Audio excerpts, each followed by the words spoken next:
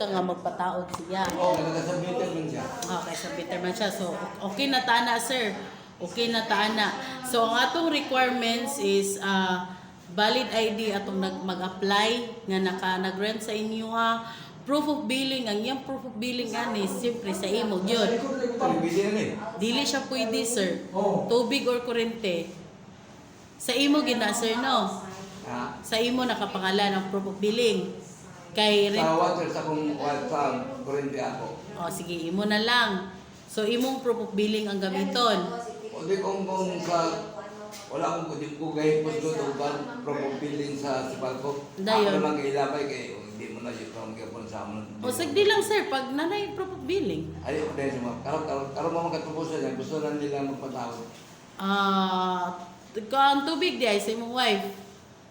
Wala naman siya.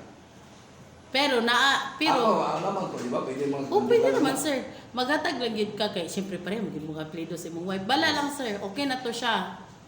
Sa imong wife ang kuan, imuha lang dahil yung ID ang gamiton. ID? Yes, sir. Proof of valid ID sa mag-apply. Proof of billing kay sa iya maka ipangalan. So sa iya gid ang valid ID. Proof of billing dayon sa imong Hindi asawa. ko ginag-ID pa. Maghatag kag proof of ID, sir. So igna dayon siya. Yes, sir. Igna dayon siya, sir, nga na rin tayo 1,500 nga installation fee. O dahil sa 225. Lahi pa gyud tong 25. So, mukasahod sa 4,000 yung lugar. Oh, yes, sir.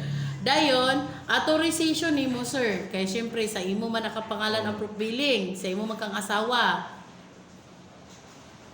Mag-authorize ka sa iya nga ay authorize ngalan atong tenants, valid ID din nimo. So since tenant siya, sir, narin ko gingon sa imo nga 2,500 nga tenant deposit nga siya kana siya, sir, kani siya, sir, dapat gyud imo gina siyang equal, sir, kay privilege na nimo. Kay nga naman, sir, if ever, sir, nga kanang mohawa ni sila nga dili nila tarungon ang internet sa Parasat, dako kay siya mabayran.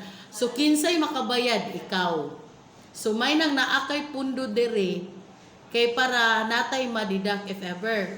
Tapos kana da yung mag-abang anak next puhon, sir, lugar mahawa sila wa nila tarunga, so nay mag-abang next, dili na sila makaabang.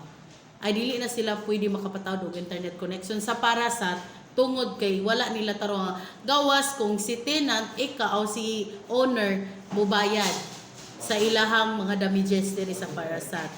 Makip ang mga devices basta lang gid, sir, siguraduhan lang gid, sir, nga if ever gani nga muhawa ang imong tenant, sir, ang mga devices gid ni Parasat, sir, i-secure gid na. Kay para ang iyang 2.5 makuan sa iyang monthly, ang mga devices dili na mahapakan.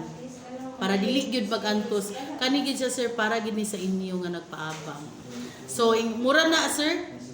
Depende ra dayon kung unsay iyang piliun ani. Tapos, sir, igna lang dayon si ma'am or si sir nga magari nga if ever nga magpatawad siya kurente, gawa sa iyang monthly nga ginakuha na din tayo 1,000 nga 1,100 every month, good for 2 years nga rental fee sa device nga among ihatag sa inyo nga Gawas sa iyang gawas sa iyang Ano na yun, sir? gawas sa iyang gi monthly na pag isa additional nga 100. yes, sir, every month for 2 years.